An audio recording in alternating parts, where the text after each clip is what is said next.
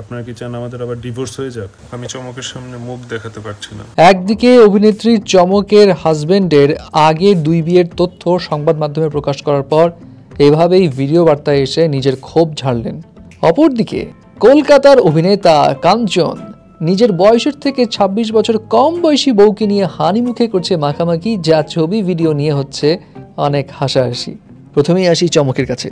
চমক তো সম্প্রতি 9 টাকার কাবিনে বিয়ে, 900 টাকার শাড়ি পরে বিয়ে, এইসব বিষয় নিয়ে বেশ আলোচনায় ছিল। কিন্তু তার বিয়ের এই কয়েকদিন পরই বেশ কয়েকটি গণমাধ্যম, RTV অনলাইন, কালের কণ্ঠ, আরও কয়েকটা শীর্ষ গণমাধ্যমে তার হাজবেন্ডের অতীত নিয়ে কিছু ঘটনা প্রকাশ পায়, যেটা বেশ চাঞ্চল্যকর ছিল। সেখানে বলা হয় তার হাজবেন্ডের এর আগে 2টো বিয়ে হয়েছিল এবং তার 2টো কন্যার সন্তানও রয়েছে।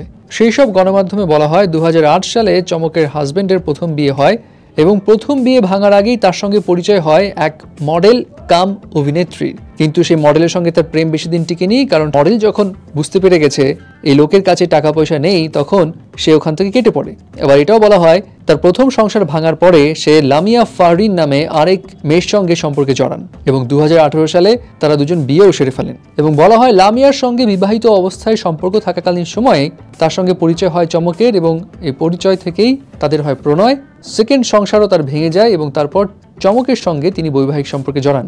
যদিও গণমাধ্যম থেকে এমন কথা বলা হচ্ছে, তবে চমকের হাজবেন্ড ভিডিও বার্তায় এসে বলেন তার 2টো বিয়ে হয়েছিল ঠিকই, কিন্তু সেটা শরীয়ত মেনে বিয়ে হয়েছিল, শরীয়ত মেনে ডিভোর্স হয়েছিল এবং ডিভোর্সের অনেক পরে চমকের সঙ্গে তার পরিচয় হয়। এবং তিনি বেশ ক্ষোভ প্রকাশ করেন গণমাধ্যমে এমন সংবাদ প্রকাশে, কারণ তার কথা ছিল তিনি অতীত থেকে চমককে দূরে রেখেছিলেন, কিন্তু তার এইসব কথার কারণে তিনি চমকের সামনে এখন আর মুখ দেখাতে পারছেন না।